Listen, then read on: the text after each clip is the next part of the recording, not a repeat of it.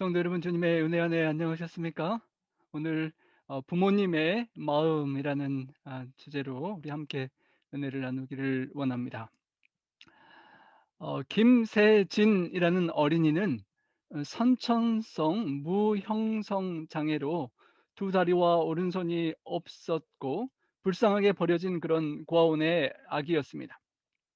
피아노 밑에나 숨어 있던 그런 불쌍한 아이였는데요. 그런 불쌍한 세진이를 양정숙 씨가 불쌍히 여기고 사랑해서 입양하여 아들로 삼아 키웠다고 합니다. 그 입양의 사랑을 실천한 어머니의 깊은 사랑의 마음을 담은 약 10여 년 전에 그가 좀 더 어렸을 때의 영상을 잠깐 소개해 올립니다. 두 다리를 의족에 의지해야 하는 소년이 있습니다. 세상은 하지만 냉혹하고 때론 잔인했습니다. 하지만 수영에서 길을 찾았습니다. 좋아하는 일에 매진하면서 비로소 세상을 향해 희망을 노래하기 시작했습니다. 네, 김세진 군 이야기입니다. 이번 주에 15살의 나이로 성균관계 대학교에 합격하는 기쁨도 맛봤습니다. 자, 김정은 앵커 오늘 직접 만나봤죠? 네. 그 이야기를 저희가 준비했습니다. 네. 초등학교 1학년 소년을 지탱해주는 두 다리 의족을 반 아이들이 망치로 부숴버렸습니다. 소년은 피를 흘리며 집까지 기어와야 했습니다. 소년은 증오와 손잡지 않았습니다. 용서와 강인함을 배웠습니다. 어머니의 가르침이었습니다. 맷대를 땅바닥에 쫙 깔아놓고 그냥 엄마가 지나가면서 밀어뜨리셨어요. 균형도 못 잡고 못 서 있는데 기껏 쓰면은 다시 넘어뜨리고 그런 거예요. 근데 어머니가 그때 얘기해 주신 게 네가 걷는 법을 알아도 넘어져서 일어나는 방법을 모르면 다시 걸을 수가 없다. 어머니 양정숙 씨는 세진군을 가슴으로 낳아 키웠습니다. 버려진 두 돌베개의 장애를 우연히 발견한 뒤 운명으로 여겼던 겁니다. 세진군은 학교폭력과 왕따로 학교를 떠나야 했습니다. 그때 어머니는 자존감을 찾아주려 애썼습니다. 그때 만난 게 수영입니다. 세계 장애인 선수권 대회에서 신기록을 세울 정도로 실력을 키웠습니다. 이젠 새로운 꿈도 품고 있습니다. 주위에 많은 장애인분들이나 이제 운동을 못하시는 분들이 운동하시는 방법을 몰라서 못하시는 분들도 많이 계세요.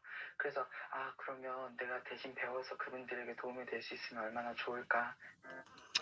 예, 장야 버려진 아이가 그 가슴으로 낳은 입양의 사랑을 받고 이렇게 훌륭하게 자라서 다른 고통당하고 어려운 사람들에게 축복이 되고자 그렇게 하는 아름다운 영상이었습니다. 우리 하나님 아버지께서도 하나님 아버지 대신에 이 세상에 지친 영혼들과 힘든 영혼들의 아버지 또 어머니가 우리가 되어 주기를 기대하고 계시는 것입니다. 우리가 영혼들을 향해서 아비의 마음, 어미의 마음을 가질 때 세진이의 삶 속에 이루어진 변화와 기적과 같은 그런 역사가 우리를 통하여 영혼들에게 일어나는 그 하나님의 사랑의 능력이 드러날 수가 있기 때문입니다. Developing the heart of the Father. 하나님 아버지의 그 심장과 마음을 우리의 마음과 성품과 삶 속에 그렇게 개발하기를 원하시는 것이 우리 하나님 아버지의 기대일 것입니다. 칠흑 같은 암묵과 같은 죄악 세상에서 소망 없이 살아가는 우리를 구원하시기 위해서 독생자를 내어 주신 우리 하나님 아버지의 사랑을 고린도 교회를 잉태하고 해산하고 인내로 양육해가는 그 바울의 사랑을 통하여 함께 살펴보면서 또 이 시간 함께 은혜 받기를 원합니다. 바울은 고린도 교회 성도들 간의 관계 속을 여러 가지로 비유했습니다. 밭을 경작하고 씨앗을 소망을 갖고 뿌리는 농부의 마음에 비유를 했고요. 또 험한 터전을 기초를 잘 닦아서 집을 훌륭하게 지을 수 있는 믿음의 집을 건축할 수 있는 건축가의 비유를 했습니다. 또 하나님의 비밀을 받아 맡아서 관리하면서 필요한 이들에게 나누어주는 청지기와 주인의 뜻을 따르는 종에 비유하기도 했습니다. 오늘은 바울이 그 관계를 사랑으로 자녀를 출산하고 양육하는 아버지와 자녀의 관계로 비유를 합니다. 우리 교회 성도님들 사이사이에 제가 예전에 교회들에서 듣지 못한 그런 호칭을 들은 적이 있습니다. 우리 여러 집사님들이 언니라고 부르시는 걸 제가 들었습니다. 보통은 서로서로 집사님, 집사님 하지 이렇게 언니라고 가족 그런 호칭을 부르기가 쉽지 않은데요. 우리 교회는 참으로 오랫동안 많이 가까우셔서 언니 그런 호칭이 아주 자연스러운 것을 보아서 참 좋아 보였습니다. 언니라고 불리는 것, 또 누나나 오빠, 형, 연장자로 인정받는 것이 좋기도 하지만 때로는 부담과 책임감도 따릅니다. 밥 한 끼라도 더 사야 되고 음식 한 번이라도 더 대접해야 될 것 같은 그런 부담감이 우리 연장자에게 주어지는데요. 여러분, 아버지라는 말을 누가 자녀들이 부르면 어떻습니까? 어깨가 참 무거워지고 자녀에 대한 책임감의 무게가 생기는 것이 아버지라는 호칭인 것입니다. 오늘 본문 고린도전서 4장 14절부터 마지막까지 있는 그 본문의 말씀 속에 사도 바울은 고린도 교회 성도와의 관계를 아버지와 자녀의 관계로 표현합니다. 그 속에서 우리는 사도 바울이 깨달은 하나님 아버지의 관계 속의 사랑을 고린도 성도들 간의 관계 속에 적용하고 그것이 우리 주님 올 때까지 계속 이어지기를 바라는 아버지의 기대를 볼 수가 있는 것입니다. 내가 너희를 부끄럽게 하려고 이것을 쓰는 것이 아니라라고 했습니다. 고린도전서 1장부터 지금까지 계속 이어지는 조금은 부담스럽고 책망이 되는 조금은 그들에게 부끄러움을 줄 수 있는 그런 말씀들에 대하여 그들의 잘못과 실수를 적발해내기 위한 것이 아니라 사랑하는 자녀들을 사랑하기 때문에 타이르고 훈계하는 것처럼 말하는 것이라고 말하는 것입니다. 버려진 고아 세진이를 내 자녀 삼아 길러준 엄마가 세진이를 마음 아프지만 넘어뜨리고 일어나게 하는 훈련을 시키는 본심은 그를 고통스럽게 하는 것이 아니라 나중에 세상에 나가서 힘들고 넘어질 때 일어날 수 있는 힘과 용기와 능력을 심어주기 위한 것이었음을 기억하는 것처럼 말입니다. 사도 바울이 부끄럽게 하려고 쓰는 것이 아니라 사랑하는 자녀가 당할 미래를 위하여 권면하는 것이라는 것입니다. 오직 너희를 내 사랑하는 자녀같이 구원하려 하는 것이라. 사랑하는 자녀와 아버지의 관계로 묘사합니다. 그리고 그 자녀를 사랑하기 때문에 권면하고 간절히 충원을 하는 것입니다. 아프고 찔리는 얘기도 어렵지만 하는 마음이 부모로서의 책임감에 하는 그런 사랑의 모습인 것입니다. 사도 바울은 고린도 교회에 처음 찾아가서 점점 한 가정 한 가정 한 성도 한 성도에게 영향을 미치며 마침내 하나님의 교회를 잉태하고 출산한 영적 아버지로 자신과의 관계를 묘사합니다. 계속된 세계 선교 여행을 통하여 수많은 교회들을 개척했고 교회들의 편지를 쓸 때도 여러 다른 교회들에게 자녀들이라고 부르기도 했습니다. 감옥에서 낳은 아들을 용서해달라고 또 간구하기도 합니다. 성도 여러분, 오늘 우리가 이 자리에 있기까지 부모님, 우리 육신의 몸을 낳아주신 육체의 부모님이 계시지만 혹 가족을 통해서 믿지 않으신 분이 계시다면 누가 나의 영적 아버지이신지요? 누구 덕분에 주님을 믿고 신앙을 시작하게 되었는지요? 영적인 아버지 덕분에 내가 있음을 기억하는 것입니다. 또 내가 누군가를 주님께로 인도한 영적인 아버지가 되어 있는지 영적인 아이를 낳은 적이 있는지 생각하게 되는 것입니다. 또 우리 성도님들 중에 여러 자녀들 중에 막내로 태어나 사랑을 많이 받고 자란 성도님들이 여러분 계시는 것을 새롭게 알게 되었습니다. 저도 이남 이녀의 막내로 태어났고 저는 삼남 삼녀의 막내인데요. 막내로서 사랑만 받고 살다가 제가 첫 아이를 낳고 책임감을 막중하게 느꼈습니다. 예준이가 잉태될 때부터 어, 한 남자에서 남편이 되고 이제 아버지가 될 준비를 하면서 제가 조금씩 더 철이 들기 시작한 것 같습니다. 예준이가 없었더라면 상당히 제가 많이 철이 덜 들고 하나님 아버지의 사랑도 많이 덜 느꼈을 것 같습니다.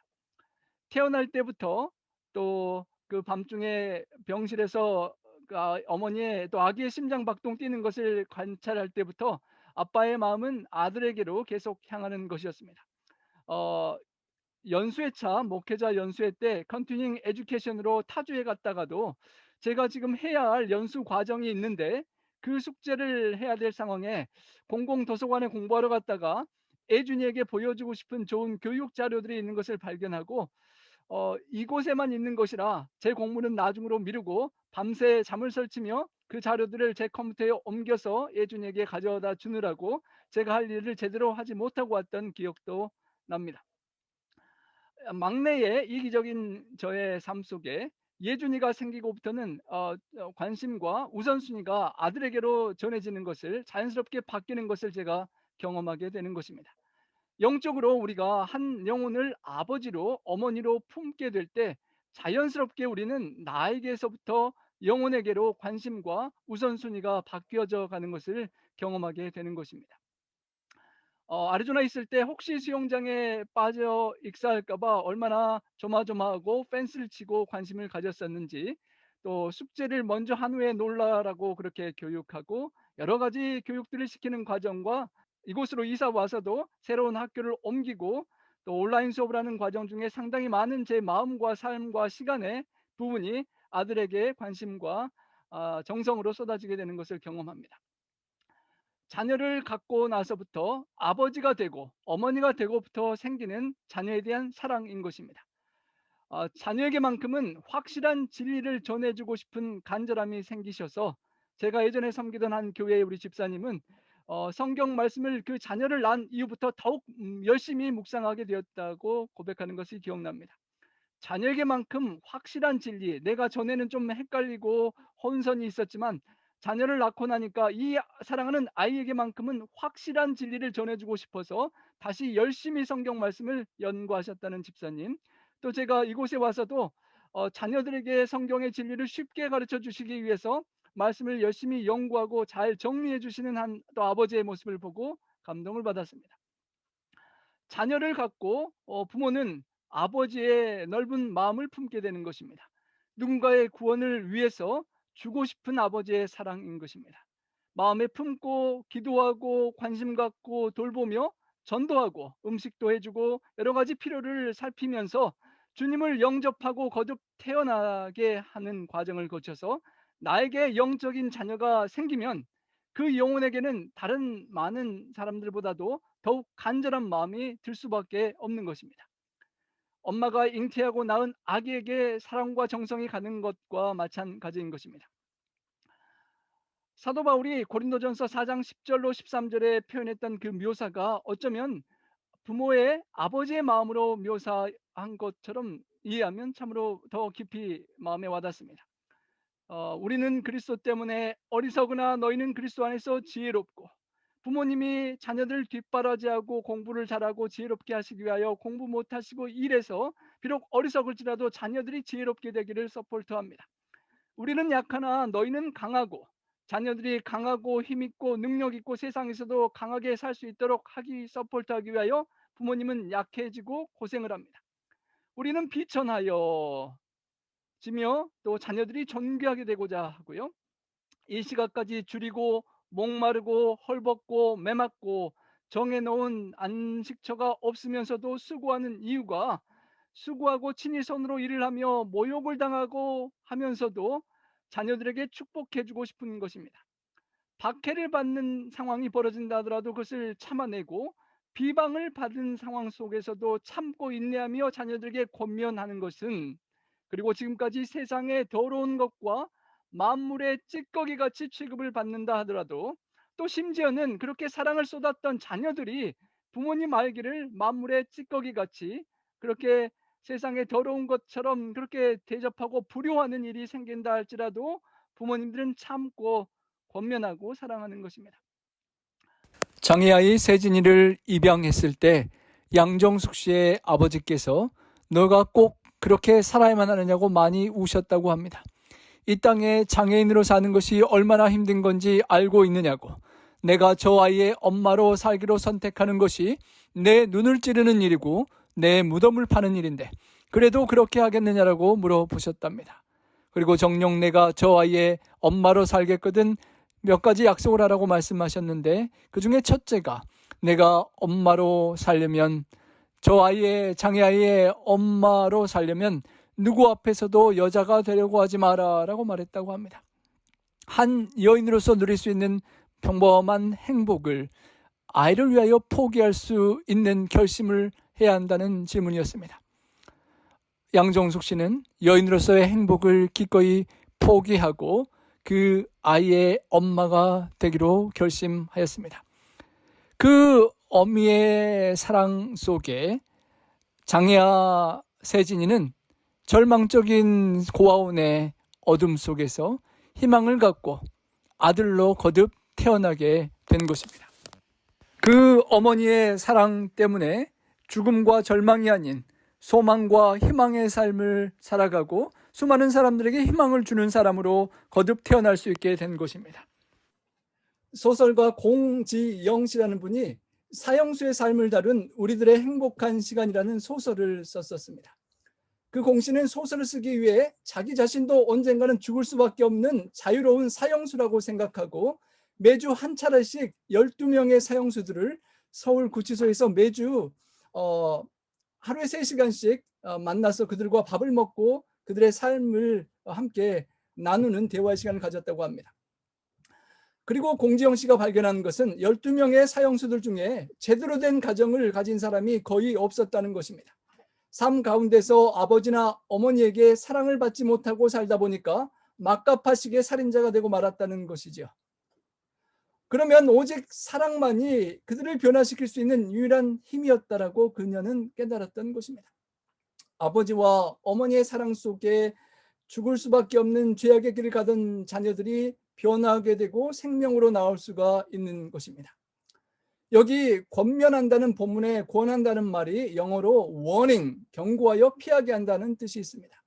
사망의 길로 잘못 가는 죄악의 길로 가는 사람에게 warning하고 권면하고 경책해서 잘못된 길을 돌이키라고 하는 것입니다.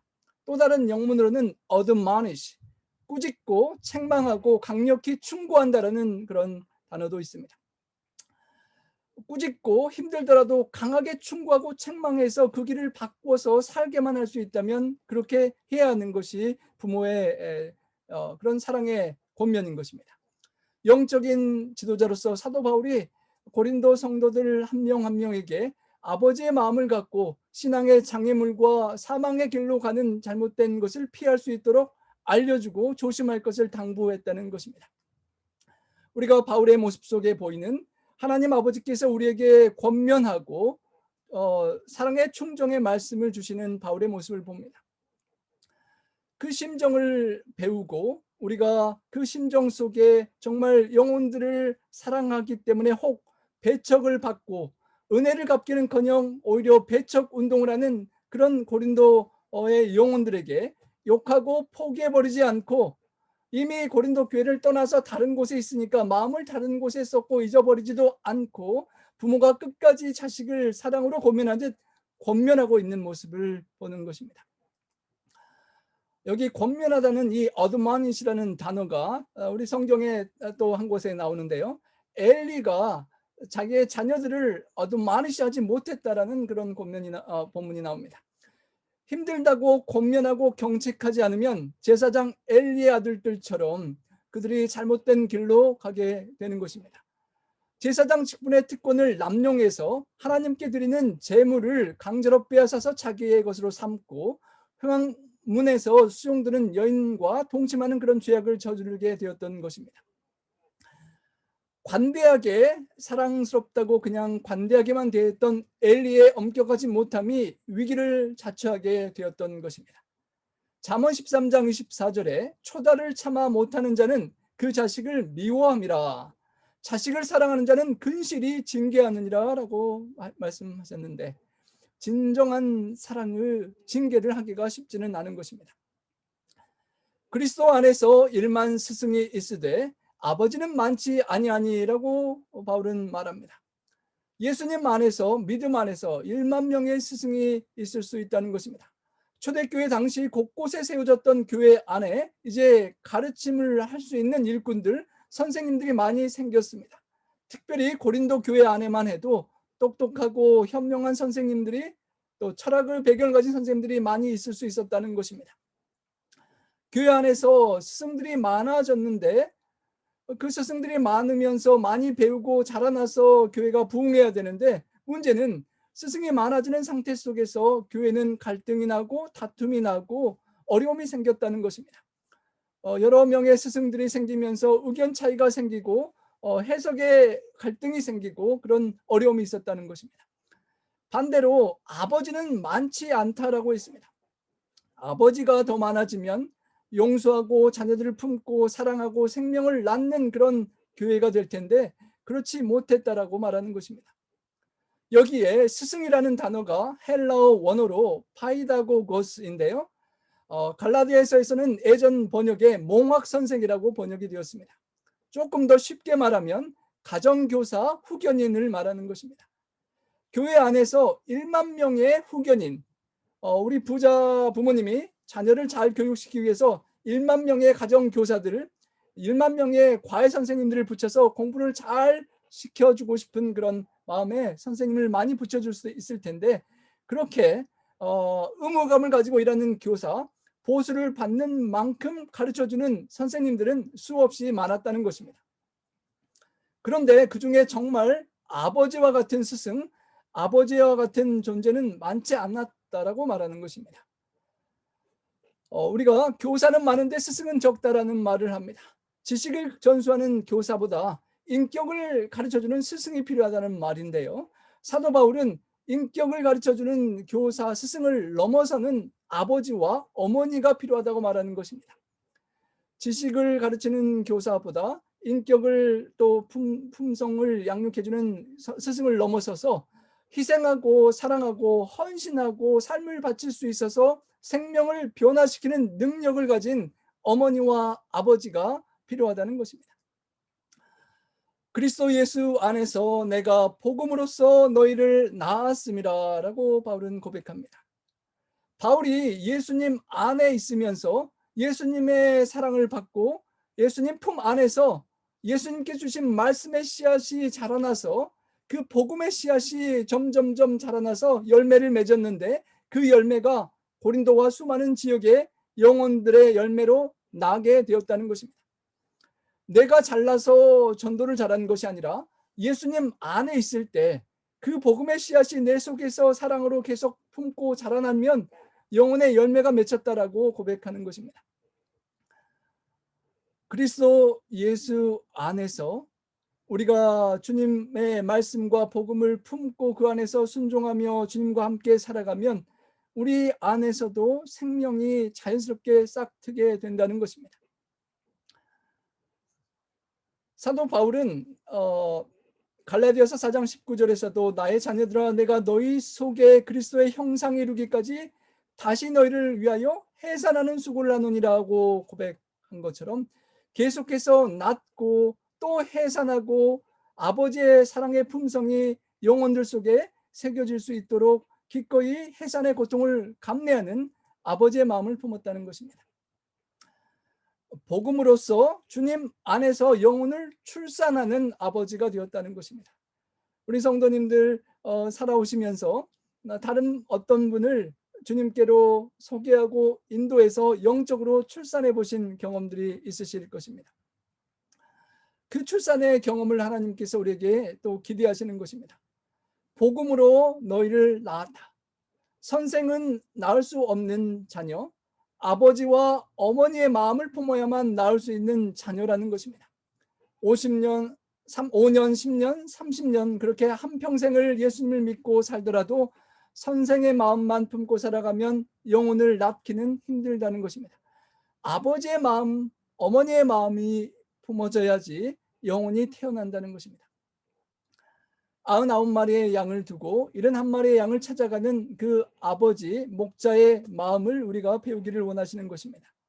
세리와 창녀를 지적하고 손가락질하는 바리새인들과 달리 그들을 불쌍히 여기고 사랑하는 아버지의 마음을 우리가 품기를 주님은 기대하신 것입니다. 사도 바울은 서신서를 통하여 디모데와 디도와 오네시모 등을 일컬어 믿음으로 낳은 아들이라고 그렇게 표현하곤 했습니다.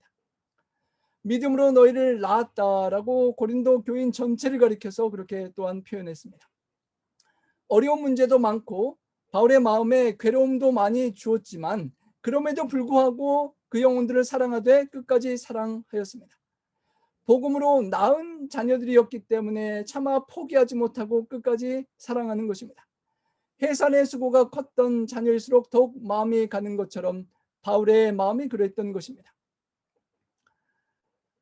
사도 바울이 믿음의 아버지가 되어 혈연 관계와 같은 그런 뜨거운 관계를 맺고 남녀가 부부가 되었다가도 마음이 상해서 이혼할 수 있고, 친구가 좋았다가도 원수가 될 수도 있지만 부모와 자녀와 같은 그런 혈연 관계, 정말 잉태하고 낳는 그런 관계를 성립하고 이제는 포기할 수 없는 관계가 되었다라고 고백하는 것입니다. 말썽이 있고 부모님의 마음을 아프게 하더라도, 문제하더라도 여전히 내가 낳은 자녀이기 때문에 포기할 수 없는 자녀라는 것입니다. 훨씬 똑똑하고 잘생긴 남의 자녀들보다 못나고 덜 똑똑하더라도 나의 자녀에 대해서 사랑이, 관심이 가는 것처럼 말입니다. 스승과 부모의 차이점이 있습니다. 선생님은 기대에 못 미치는 학생을 서포트 하다가 안 되면 포기하지만 부모님은 끝까지 포기할 수 없는 것입니다. 선생님은 어느 정도 가르치다가 이제 자녀를 떠날 수 있지만 부모님은 끝까지 자녀와 함께 하는 것입니다. 내가 다른 사람들을 대할 때, 성도들을 또 영혼들을 대할 때 선생의 마음으로 대하는지 부모의 마음으로 대하고 있는지를 한번 우리에게 자문해 보아야 할 것입니다. 긍정의 힘이라는 책을 쓰신 조엘 오스틴 목사님이 당신의 아버지와 아버지의 친구 제시 아저씨가 함께 고등학교 미식 축구를 관람했을 때 이야기를 합니다. 제시 아저씨 아들 제프가 수비수였기 때문에 공을 잡는 일은 거의 없었습니다. 그런데 우연히 제프 앞에 공이 떨어졌습니다. 제프가 잽싸게 달려가 공을 딱 잡았는데 그 다음이 문제였습니다. 패스를 누군가에게 해줘야 되는데 마땅히 패스할 만한 다른 선수가 보이질 않는 것입니다. 그래서 우물쭈물하는 사이에 상대편 선수가 10명쯤 제프에게 달려들어 제프를 깔아 뭉갰습니다. 결국 심판이 나서서 제프를 올라타고 있는 선수들을 끌어내리게 되었습니다. 조엘 목사님의 아버지는 그 광경을 보고 어떻게 해야 되나, 친구에게 무슨 말을 어떻게 해야 되나 당황하게 되었습니다. 제프의 경기 내용이 워낙 엉망이라서 어떻게 말을 건네야 할지 몰라 고심하고 있을 때 뜻밖의 그 아들의 아버지가, 제시가 얼굴에 한박 웃음을 지으며 조엘 목사님의 아버지의 어깨를 툭 치면서 이렇게 말했습니다. 존, 제프가 2걸음을 디딘 것 잘 봤니? 라고 말하는 것입니다.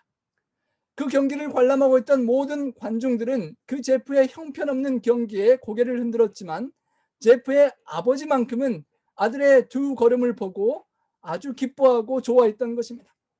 바로 이것이 아버지와 다른 관중들과 남들과의 관점의 차이인 것입니다. 우리를 보시는 하나님 아버지의 마음, 고린도의 한 영혼을 바라보는 바울의 마음의 차이일 것입니다. 하나님께서 우리의 실수와 허물을 보시는 것이 아니라 그 중에서도 1-2걸음 믿음 안에서 디딘 것을 보시고 잘했다고 격려하시고 기뻐하신다는 것입니다. 내가 보기에도 내가 엉망이고 잘못하고 실수하고 부끄러운 것 같은데 하나님은 별것 아닌 작은 믿음의 걸음도 지나치지 아니하시고 기뻐하실 것입니다. 스바냐 3장 17절의 말씀입니다. 너희 하나님 여호와가 너의 가운데 계시니 그는 구원을 베푸실 전능자시라. 그가 너로 인하여 기쁨을 이기지 못하여 하시며 너를 잠잠히 사랑하시며 너로 인하여 즐거이 부르며 기뻐하시리라. 우리의 아버지가 되시는 하나님께서 우리를 이렇게 보고 계신다는 것입니다. 비판하고 정죄하고 채찍질 매만 때리는 선생의 눈이 아니라 사랑 가득한 아버지의 눈으로 우리를 보고 계신다는 것입니다. 세상의 유혹들을 물리치고 이렇게 하나님 앞에 나와 예배드리는 우리의 모습을 보고 하나님께서 너무도 기뻐하십니다. 피곤해서 좀 지쳐서 넘어져 누워있는 상태라도 마음과 두 손을 모으고 하나님 아버지라고 부르는 그 한마디에 하나님 아버지는 감격하시는 것입니다. 넘어지고 쓰러졌다가도 하나님 아버지 잘못했어요, 아버지 용서해 주세요, 힘 주세요, 도와주세요라고 하는 그 한마디에 서운하셨던 마음이 물처럼 녹아내리는 아버지이시라는 것입니다. 우리가 작게 드리는 봉사와 헌신과 헌물을 보시면서 나를 이렇게 사랑하는구나 기뻐 춤추시는 아버지이시라는 것입니다. 양정숙 씨가 그 장애아, 친히 낳은 엄마 아빠도 포기하고 버린 그 장애아를 만나며 다른 사람이 볼 수 없었던 눈을 가지고, 마음을 가지고 보았다고 합니다. 쓸모없이 버려진 그 장애를 다른 사람들은 걱정했지만 양정숙 씨에게는 소망과 사랑의 눈으로 그 아이가 보였던 것이기에 그 아들을 품을 수가 있었던 것입니다. 아버지가 되어서, 어머니가 되어서 자녀를 손잡고 품고 나아가는 그 마음, 우리 하나님께서 품으셨던 그 부담과 책임감의 마음을 우리가 갖기를 원하시는 것입니다. 갈라디아서 4장 6절에 함께 한번 읽어보겠습니다. 너희가 아들임으로 하나님의 그 아들의 영을 우리 마음 가운데 보내사 아빠, 아버지라 부르게 하셨느니라. 성령을 보내주사 우리가 하나님을 아빠, 아버지라 부르게 하셨는데, 좋으면서도 엄청 책임감과 부담감을 느끼는 그 호칭입니다. 아빠, 아버지라고 부르게 하신 아빠, 아버지 되신 하나님은 우리에게 그토록 관심과 사랑과 책임을 가지고 희생하며 헌신하며 사랑하신다는 것입니다. 여기 하늘에 구멍 뚫린 사랑 하트 표시가 있는데요. 예수님께서 거짓말쟁이, 수많은 범죄자들을 죄 중에서도 불쌍히 여기고 사랑하셨기 때문에 나도 그들을 정죄하지 않고 사랑할 수 있는 마음을 품기를 기대하신다는 것입니다. 바울이 고린도 교회의 수많은 어려움 중에서도 부족한 마음 속에 상심하지 아니하고 여전히 사랑하고 품을 수 있었던 것은 과거에 자신이 주님의 교회를 박해하고 핍박하던 당시에 하나님 아버지께서 나를 용서하고 품고 사랑해 주신 그 아버지의 사랑을 기억할 수 있었기 때문인 것입니다. 사랑하고 위로하고 품고 격려하는 관계라고 바울은 권면하는 것입니다. 성품이 온유하거나 괴팍하거나 부유하거나 가난하거나 잘났거나 못났거나 그 어떤 것에 상관없이 사랑할 수 있는 관계로, 신앙 공동체로, 하나님 아버지 안에서 형제 자매요 영적인 부모의 마음으로 함께 사랑하며 살아가라는 것입니다. 예수님 당시에 바리새인들은 스승의 마음, 선생의 마음으로 죄인들을 품지 못했지만 예수님은 반대로 품었던 그 대조의 모습을 기억합니다.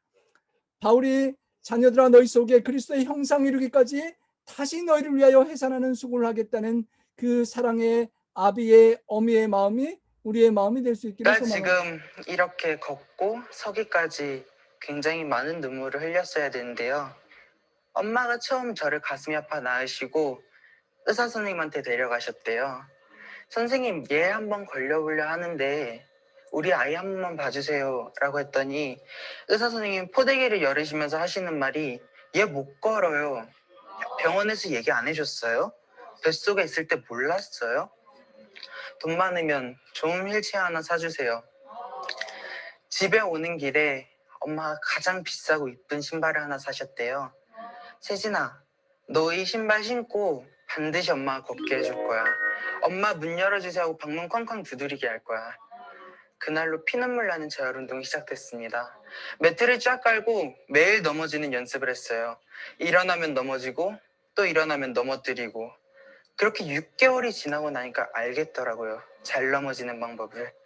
그제서야 엄마가 저에게 하셨던 말씀이 세진아, 걷는 거 중요하지 않아. 너가 걷다가 넘어졌을 때 다시 일어날 줄 아는 게 중요해. 혹여 못 일어날 때는 누군가에게 손을 내밀자는 것도 용기 있는 사람이야. 그것 또한 4살에 독하게 가르쳐 주셨습니다. 독한 엄마가 있었기에 지금의 제가 있었던 것 같아요.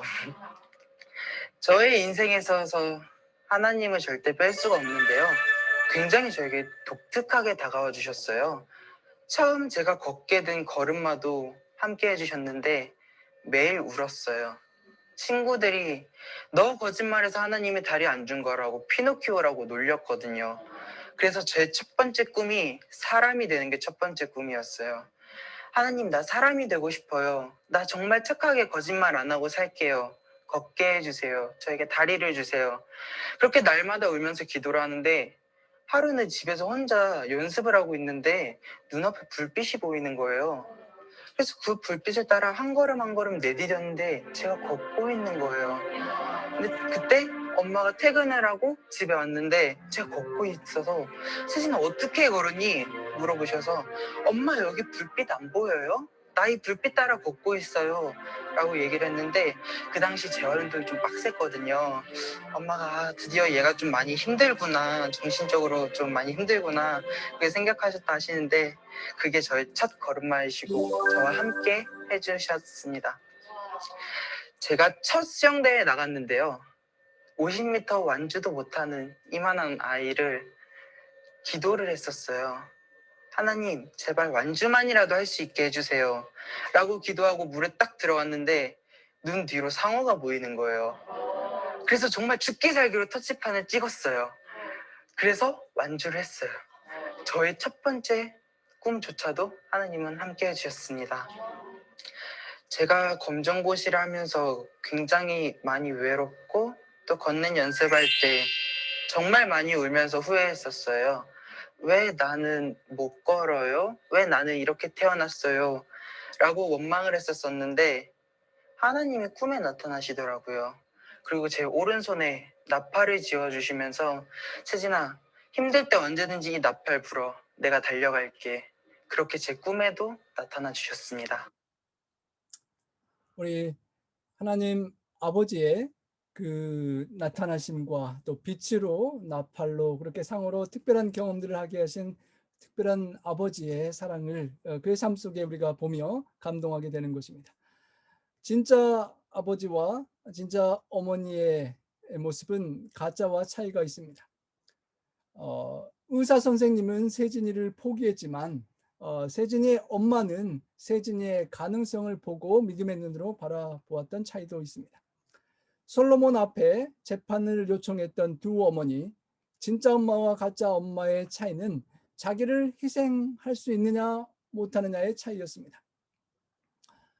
어머니의 마음, 아비의 마음을 가지고 내가 희생하고 아프더라도 자녀를 위하는 마음이 진짜 엄마이고 스승이 교사가 아니라 부모의 마음인 것입니다.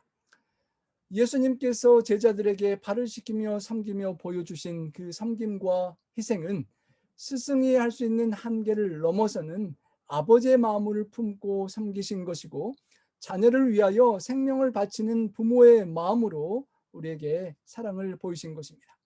그리고 너희에게 행한 것 같이 너희도 행하게 하려고 모본을 보였노라 라고 말씀하시면서 우리도 섬기고 우리도 영혼의 자녀들을 위하여 희생할 수 있는 부모가 되기를 원하시는 것입니다. 16절입니다. 그러므로 내가 너에게 권하노니 너희는 나를 본받는 자가 되라. 사도 바울은 너희가 나를 본받는 자가 되라라고 권면합니다. 예수님을 바라보고 예수님을 본받으라, 하나님 아버지를 본받으라라고 겸손히 말해야 될 것 같은데 나를 본받는 자가 되라라고 합니다. 참으로 쉽지 않은 말입니다. 나를 본받으라. 여러분, 아이들이 부모님을 또 할아버지 할머니를 흉내내는 것을 봅니다. 여기 아기가 어른들이 하는 거 보고 뒷짐을 지고 가는 모습이, 또 한 사람은 또 포켓에 넣고 가는 모습이 조그만 아이들이 부모님을 어른들을 보고 따라하는 그런 모습인 것입니다. 면도하는 아버지를 따라 면도하고 잔디 깎는 것도 흉내내고 목수의 일도 흉내내는 아이들입니다. 엄마가 요리하고 화장하는 것도 흉내내는 아이들에게 큰 교육은 보고 따라가는 것입니다. 말로 아무리 하는 것보다도 실제적인 모본이 중요한 것입니다. 사도 바울이 새로운 또 그 고린도 교회 영혼들에게 내가 그리스도를 본받는 자가 된 것 같이 너희도 나를 본받는 자가 되라라고 권면하는 것입니다. 다른 사람들에게 또 자녀들에게 아무리 좋은 말을 하고 설교를 하고 가르친다 할지라도 내가 삶 속에 그것을 보여주지 못한다면 그것은 참된 교육이나 또 가르침이 될 수가 없는 것입니다. 말이 아니라 행동으로, 삶에 내가 변화된 능력으로 보여줘야 하는 것입니다.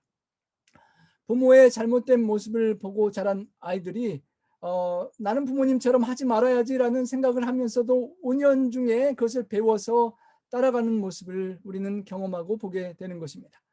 반면교사로 삼아야 된다고 하지만 그것을 못하고 잘못된 길을 자녀들이 따라가는 것을 우리는 모본의 잘못된 교육으로 자녀들에게 잘못된 유산을 남길 수도 있는 것입니다.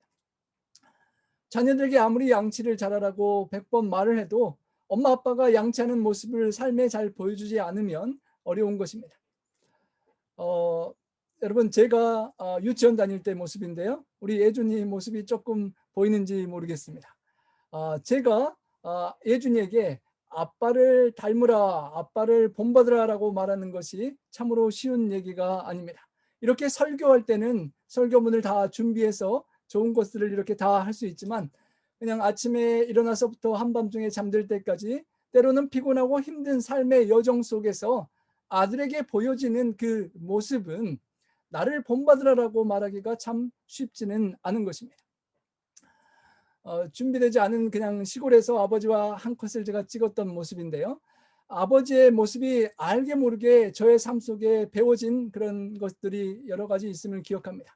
그 중에서도 물과 전기를 상당히 아끼시던 아버지의 모습을 제가 뭐 그렇게 아끼지 않아도 되는데 상당히 아끼는 저의 모습을 봅니다. 평상시에 빠른 걸음으로 걷고 번개 아저씨라고 뛰어다니고 바쁘게 살면서 그 공군 하사관을 하시면서 야간 대학을 다니셨던 아버지의 모습이 저도 시간이 있으면서도 여유가 있으면서도 그냥 빨리 가고 뛰어다니는 그런 습관적인 저의 모습으로 제가 아버지를 닮은 것을 기억합니다. 우리가 영혼의 자녀들에게 말씀을 연구하고 묵상하고 사랑하는 모습을 삶으로 보여주고 하나님께 예배하고 기도하고 하나님 앞에 살아가는 그 삶의 모본을 보여주는 그 삶이 있을 때 영적인 아버지로서의 참다운 모본이 된다는 것입니다. 바울이 스스로 완벽하다고 생각하고 교만해서 하는 얘기가 아니라 자신이 아버지 하나님 안에서 보고 자연스럽게 닮아간 그 모습을 그냥 나를 보고 따라오면 된다라고 쉽게 가르쳐 주는 것입니다. Be imitators of me as I am of Christ. 바울 내가 예수님을 보고 그냥 쫓아가고 한 걸음씩 나아가는 것을 그냥 보고 흉내내고 따라오면 된다라고 가르쳐 주는 것입니다. 빌립보서 4장 9절에 너희는 내게 배우고 받고 듣고 본바를 행하라라고 했습니다. 배우고 받고 듣기는 쉽지만 본바를 행하는 것, 보여주는 것은 쉽지 않은 것입니다. Whatever you have learned, received or heard from me or seen in me. 내 안에서 쓰인 보여지는 삶을 보여주었다는 것입니다. 우리가 우리의 삶이 예수님 안에서 복음의 씨앗을 품고 내 삶이 변화되어서 그것을 이웃들에게 진짜로 보여줄 수 있는 그 복음의 능력이 나타나는 우리의 삶이 될 수 있기를 간절히 소망합니다. Follow my example as I follow the example of Christ. 내가 예수 그리스도의 모본을 따라가는 것처럼 나의 모본을 따라오십시오. 내가 그리스도를 본받는 자가 된 것 같이 저를 그냥 본받아 함께 갑시다라고 말하는 그런 영적인 아버지와 어머니가 될 수 있기를 소망합니다. 또 한 가지 바울이 보여주는 어려운 모습은 권면하는 것을 넘어서서 이제 권면을 잘 듣지 않으면 훈육하고 징계하는 그런 모습입니다. 18절인데요. 어떤 이들은 내가 너에게 나아가지 아니할 것 같이 스스로 교만하여 졌으나. 이제 바울이 다른 선교지의 부르심을 찾아 떠나갔을 때 시간이 얼마 흐르지 않았는데 그곳에 거짓 교사들이 자리하고 교만하여서 바울이 이제는 이곳을 떠났고 마음도 떠났으니까 다시는 오지 않을 것처럼 생각하면서 함부로 잘못된 길을 가르치고 있었다는 것입니다. 주께서 허락하시면 내가 너에게 속히 나아가서 교만한 자들의 말이 아니라 오직 그 능력을 알아보겠으니. 말로 교만한 스승들이 바울을 비난하고 잘못된 길을 오도하고 있는 그 상황 속에서도 그를 정죄하고 공격하기보다도 찾아가서 권면하고 또는 필요하면 징계하면서라도 그 능력을 알아보겠다라고 그렇게 말합니다. 경건의 모양은 있지만 경건의 능력을 부인하는 그런 아버지의 마음을 품지 못한 스승들에게 경건의 능력을 알아보겠다라고 말하는 것입니다. 하나님의 나라는 말에 있지 아니하고 오직 능력에 있습니다. 말세에 경건의 모양은 있지만 경건의 능력을 부인하는 자들이 많겠다고 했는데, 진정한 하나님의 재림하는 그 하늘의 마지막 하나님의 나라 이전에 이 땅에서 우리와 함께 하시는 주님의 역사와 성령의 임재를 통한 그런 은혜의 하나님의 왕국은 말에 있지 아니하고 능력에 있다라고 바울은 권하는 것입니다. 우리의 싸우는 씨름이 혈과 육에 대한 것이 아니고 정사와 권세와 이 세상의 악한 주관자들과 악의 영들에게 대한 것이기 때문에 성령의 임재 속에 우리의 삶이 변화되고 삶의 역사하는 삶이 변화되는 그 능력에 하나님의 나라가 보여진다라고 말하는 것입니다. 그리고 그 고린도 교회의 교사들에게 없는 말만 하는 것과는 달리 아비의 마음을 품고 희생하고 헌신하며 생명을 바쳐서라도 생명을 낳고 양육하고 변화시키는 그 사랑의 능력이 하나님의 나라를 보이는 것이라고 소개하는 것입니다.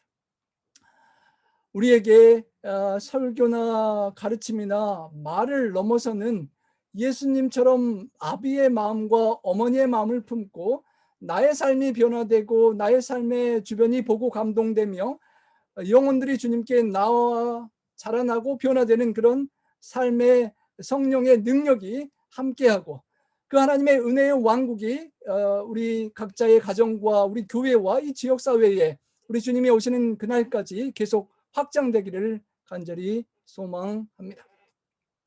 너희가 무엇을 원하느냐? 내가 매를 가지고 너에게 나아가랴? 사랑과 온유한 마음으로 나아가랴.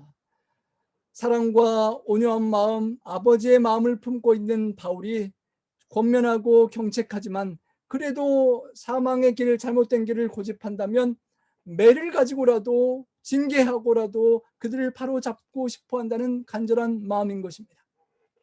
둘 다 사랑에 근거한 것입니다. 사설과 교만과 죄악의 길로부터 해방되기를 바라는 간절한 마음에서 징계까지라도 하겠다는 아버지의 마음인 것입니다. 히브리서 12장 8절에 징계는 다 받는 것이거늘 너에게 없으면 사생자요 친아들이 아니니라. 사생자는 아버지에게 매맞을 일은 없어 좋은 것 같지만 친아들이 되고 친아들의 유산과 상속과 축복을 누리고자 하면 때로는 징계와 매를 맞는 아픔도 감내해야만 하는 것입니다. 그런 사랑의 아버지의 심정으로 하나님 아버지의 징계와 훈육을 받고 또 내가 사랑하는 자녀에게 그토록 깊은 사랑을 나눠줄 수 있는 아버지와 어머니가 되기를 우리는 기대하는 것입니다. 마지막으로 사도 바울이 보여준 아버지의 모습은 자녀에게 대한 간절한 소망입니다. 17절에 이로 말미암아 내가 주 안에서 내 사랑하고 신실한 아들 디모데를 너에게 보내었으니 그가 너희로 하여금 그리스도 예수 안에서 나의 행사 곧 내가 각처 각 교회에서 가르치는 것을 생각나게 하리라 라고 하였습니다. 사도 바울이 이런 아버지의 심정으로 권면 경책하면서 이제 주님 안에서 복음을 품고 낳은 아들 중에 사랑하는 신실한 아들, 영적인 아들이죠. 복음으로 낳은 디모데를 이제 아버지가 갈 수 없는 상황에 아버지를 대신하여 보내었다고 하는 것입니다. 그리고 디모데가 그들로 하여금 그리스도 또 예수 안에서 사도 바울의 행사, 사도 바울의 그냥 말과 이론과 교리와 가르침을 넘어서는 행하고 살아간 삶의 모습을 각처 각 교회에서 생각나게 해주겠다는 것입니다. 디모데가 바울을 영적인 아버지로 모시고 본받아 따라간 변화된 삶의 모습을 갖고 바울은 직접 가지 못하지만 디모데가 그곳에 가서 가르치고 권면하고 할 때 사도 바울이 살았던 그 모습을 디모데의 삶 속에서 볼 수 있게 될 것이라고 말하는 것입니다. 사도 바울이 아버지와 같은 심정으로 품은 자녀 아들 디모데가 아버지의 일을 아버지의 마음을 품고 그곳에 가서 감당하는 것처럼 사도 바울이 나를 본받으라라고 하면서 내가 주님을 본받았다고 하는 그것의 가르침을 실제로 실천하고 교회에 보여주게 되는 것입니다. 전도학 교재 속에 이런 이야기가 있습니다. 일생을 통해서 그 언제라도 위대한 그리스도인을 한 번 만난 후에야 참 그리스도인이 된다라는 그런 말입니다. 수많은 설교를 듣고 이론의 이야기를 우리가 많이 듣고 신앙생활을 해오지만 내 눈앞에 보이는 한 분의 모습, 저 사람처럼 되어보았으면 세상에 저렇게 사시는 분도 있구나, 저렇게 훌륭한 분처럼 나도 좀 믿고 한번 살아보고 싶다라는 마음이 생기면 그의 삶에 참 그리스도인의 변화가 생긴다는 것입니다. 영적인 아버지, 어머니가 되어 변화된 성령의 감동으로 변화된 능력이 나타나는 한 분의 삶 속에 그것을 바라보고 배우는 사람들에게 자극과 감동이 되고 그들처럼 살아보고 싶은 마음을 품게 되는 그런 관계가 사도 바울이 디모데를 품고 디모데가 고린도에 가서 다른 영혼들에게 감화를 미치고 또 고린도 교회가 그 지역 사회에 전파하고 전하는 복음의 능력을 나누는 그런 모습 속에 볼 수 있는 것입니다. 우리가 그런 주인공들이 될 수 있기를 소망합니다. 사도 바울이 영적인 아버지의 마음으로 디모데를 품고 디모데가 자신을 닮으며 주님을 닮아갈 때 신실한 자들에게 또 디모데가 그것을 맡기고 또 그 사람들이 또 다른 사람들에게 아버지의 마음을 품고 사랑할 때 계속해서 그런 영혼의 생명은 탕생되고 영혼들이 성장하고 부흥하고 주님의 교회가 확장되는 그런 해산의 영혼 구원의 열매의 진리를 가르쳐 주는 것입니다. 데살로니가전서 2장 7, 8절에 우리가 너희 가운데 유모가 자기 자녀를 기름과 같이 함께했다라고 말하였습니다. 복음으로만 아니라 우리의 목숨까지 주기를 즐겨했고 우리의 사랑하는 자녀이기 때문이라고 고백했습니다.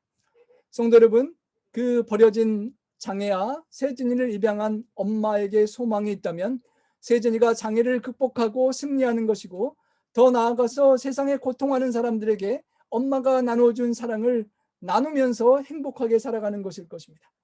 그 소망 속에 어머니는 모진 수고와 고난을 감내했고 세진이는 엄마의 사랑을 힘입어서 로키 산맥도 등정하고 달리기를 9살에 5km를 완주하고 세계 장애인 선수권 대회 수많은 금메달을 따고 2015년에는 유니버시아드 대회에서 수영 국가대표 선발전에 2위를 하기도 했습니다. 그 수많은 열매를 맺는 것은 엄마의 사랑을 힘입어서 그렇게 했고 이제는 세진이가 험한 세상의 다리가 되겠다는 마음으로 살아가고 있습니다.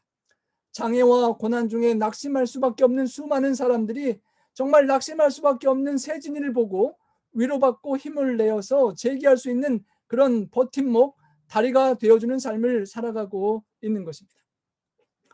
심지어는 저 먼 나라의 외국에 있는 아이도 사고로 한쪽 다리를 잃은 인도네시아에 살고 있는 넬이라는 아이도 로봇다리 세진이의 모습과 삶을 보고 감동을 받았습니다.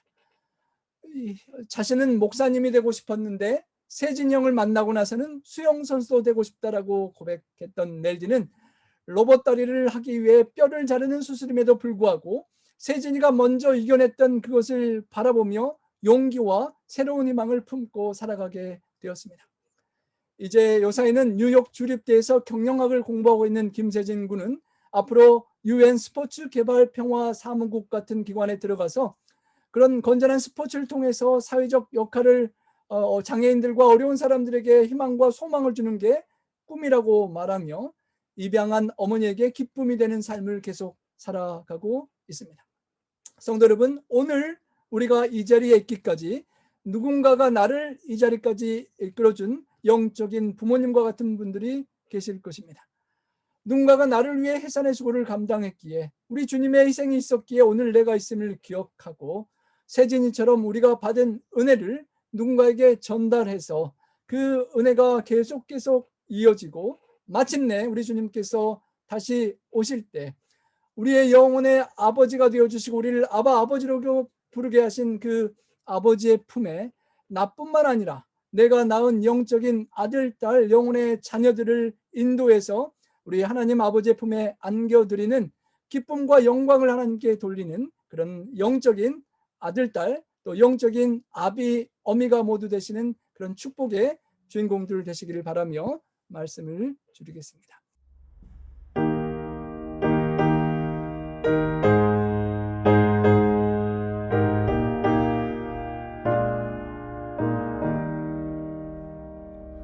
나의 등 뒤에서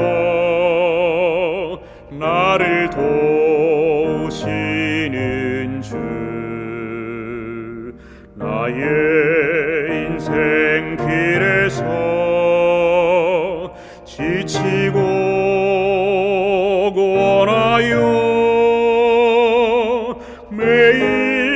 매일처럼 주저앉고 싶을 때 나를 밀어주시네. 일어나 걸어라, 내가 새 힘을 주리니. 일어나 너 걸어라, 내 너를 도우리. 나의 등 뒤에서 나를 도우시는 주, 평안히 길을 갈 땐 보이지 않아도 지치고 고나여 넘어질 때면 다가와 손 내미시네. 일어나 걸어라, 내가 새 힘을 주리니. 일어나 너 걸어라, 내 너를 도우리. 나의 등 뒤에서 나를 도우시는 주, 때때로 뒤돌아보면 여전히 계신 주, 잔잔한 미소로 바라보시며 나를 제쳐가시네. 일어나 걸어라, 내가 새 힘을 주리니. 일어나 너 걸어라, 내 너를 도우리.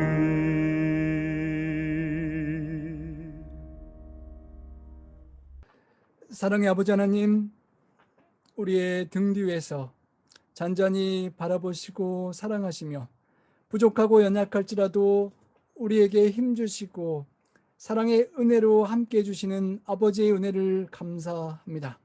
하나님, 로봇다리 세진이처럼 불구요 죄 중에 멸망할 수밖에 없는 우리를 입양하시고 하나님 아들 독생자 예수 그리스도를 친히 보내사 우리의 생명을 구원하신 아버지의 사랑에 감사합니다. 하나님 아버지, 저희가 변화되게 도와주시고 말씀이 말이 아니라 성령이 함께 하시는 능력으로 변화된 삶을 경험하게 도와주셔서 그 능력의 삶의 변화의 모습을 증거하고 우리 주변에 나를 보는 사람들이 정말 변화된 감동의 삶을 느낄 수 있도록 저희와 함께하여 주시옵소서. 예수님 안에서 복음으로써 감동받고 복음이 살아 움직이는 삶이 되게 도와주셔서 주님, 저희 각자를 통하여 영혼이 태어나게 하시고 그 영혼들을 품으며 영적인 아버지와 어머니로 더욱 성숙하고 정말 넓은 마음으로 남은 생애를 자녀들을 양육하는 마음으로 영혼들을 주님께 인도하는 마음으로 살아갈 수 있도록 함께하여 주시옵소서. 하나님 아버지, 때로는 이 세상이 만만치 않고 힘들더라도 우리에게 하나님 아버지가 든든히 계심을 기억하고 또 나를 바라보는 영혼의 귀한 자녀들이 있음을 기억할 때 우리가 사랑하는 자녀를 기억하며 믿음으로 아버지를 붙잡고 승리하게 도와주시고 이 코비드-19과 삶의 모든 역경을 믿음으로 든든히 감당하는 우리 나파교회 성도님들 될 수 있도록 축복하여 주시옵소서. 어려운 중에도 삶과 시간과 물질과 재능과 모든 것들을 바쳐 예배하는 우리 성도님들께 하나님께서 만배나 축복해 주시고 이 우리들의 성도님들의 삶을 통하여 하나님께서 영광받아 주시옵소서. 우리 구주 예수님 성호자여 간절히 축원하옵나이다. 아멘.